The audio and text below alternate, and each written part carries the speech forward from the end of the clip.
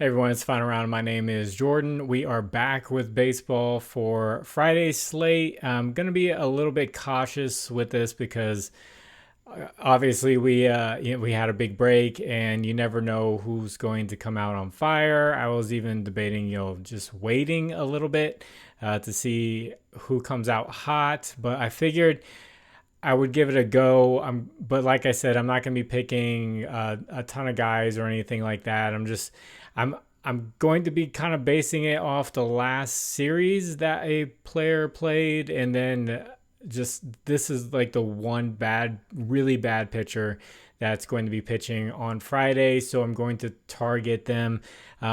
There's a lot of really good pitchers going because a lot of them had rest, so some teams are able to get their aces out there and everything. So I have one player, but I'm also going to take a prop for the pitcher that he's opposing and give you two different parlays that you could take on DraftKings, or you could use it on like something like Underdog Fantasy to match them together. So you will see them just come up on the screen right there. There's from a data app called Outlier. There will be a link in the description for a 7-day free trial for Outlier. So I normally do like the baseline to get a hit for a batter. Since it's just one guy here, I'm hoping for a lot. So the pitcher I'm going to be targeting is pitcher for the Colorado Rockies, Kyle Freeland. He is a left-handed pitcher. He is giving up a 327 average on the year to right-handed batters, getting absolutely crushed. And playing at home in Colorado, he's giving up a 367 average. So we need a right-handed batter. We want the lefty to righty matchup to go up against him. So I'm taking a look at just the last series going into the break, if they were hot or not. Not like the last 10 or anything like that. And the guy's going to be Byron Buxton up against Kyle Freeland. So the series going into the All-Star breaks, one of the hottest batters going into the All-Star break. Not sure. I read a lot of articles and stuff. Does All-Star break really throw guys off? And it really just varies and things like that. But he was hitting 692 with a home run, 3 RBIs, and 4 runs going into the break. And on the season, he's hitting 321 against left-handed pitching. So on fire against left-handed pitching, on fire going into the break. And then you might be saying, well, what about the home run derby? I hear the home run derby throws off batters when they come out of it. And I also researched that, and there's really nothing to back it up. Of course, there's some guys who do it and they come out cold, but there's also a lot of guys who come out hot, and there's really no data or anything to really back it up. They've done some research and stuff, and they just can't really find like the home run derby was the reason this guy was cold. So that's not something to worry about there. And then we have history here.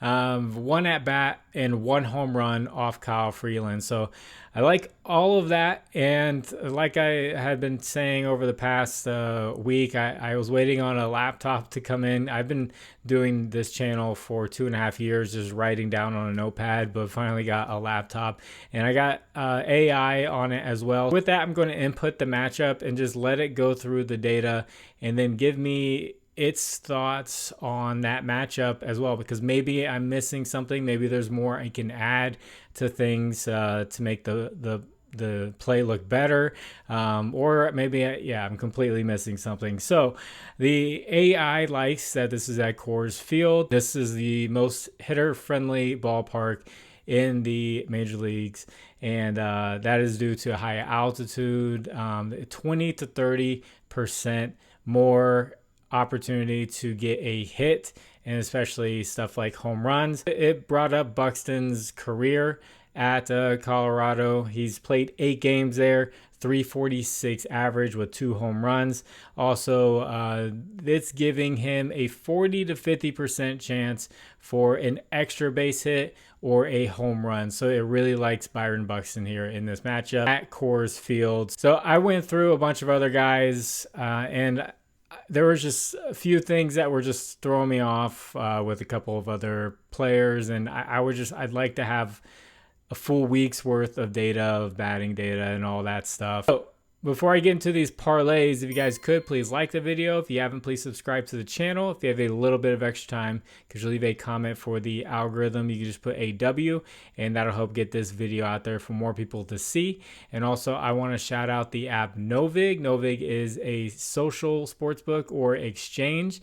You're not going up against Novig. You're going up against other people that set the lines, and they put the liquidity there that you can bet on it. You can also set the line yourself and put your own liquidity, and people can bet on it.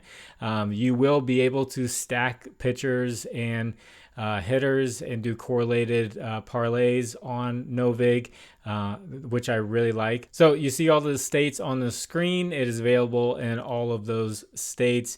Promo code is FINAROUND11. They'll give you 50% off up to $25. So when you get your first $50, it's only going to cost you $25. Link will be in the description and the pinned comment to take you there. Promo code is FINAROUND11. That is all caps. So the first parlay, going to go with Kyle Freeland, over 2.5 earned runs. And at home this year, he has given up 3 or more runs in 75% of games.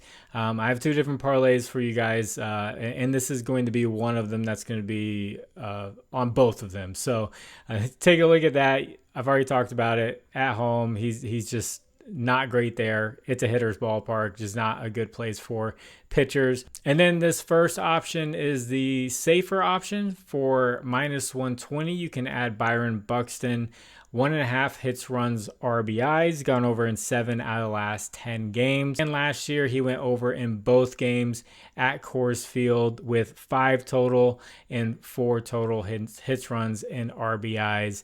And that, like I said, is for -120. This second parlay is Kyle Freeland, 2.5 earned runs on the over. And then you can go with Byron Buxton over 1.5 total bases. That's him getting that extra base hit or hitting the home run. And that's at +108. If you want to be just a little bit riskier there, if you're on something like Underdog, it may not allow you to do hits, runs, RBIs, and you'll have to do the total base one. The total bases, he's gone over in 6 out of 8 games leading into the break. And then at Coors Field last year, went over 2+ total bases just one time. The other time he had just a hit for a single. As more data comes in, I'm going to be going back to the usual routine, finding 2 or 3 batters. We'll see how this first day goes. I'll be keeping a close eye on the couple guys that I had my eye on, my leans, as well as the rest of the league, see who comes out hot and all that. And we're going to have some worse pitchers the further we go into this first weekend back. So if you'd like to discuss lines further, I have a Discord. Link is in the description. You can hop on in there. You can talk about baseball, WNBA, all that's going on in there. That is completely free. And then as far as a recap goes, last video I had Ellie De La Cruz. I'm pretty sure he ended up with 2 hits. And then I had Jackson Churio, and he ended up with 3 hits. So yeah, they both crushed it. So it was a really great day going into the All-Star break. So gonna get this one edited and get it out to you all. God bless you. It's the final round. My name is Jordan. I will catch you on the next one. Bye.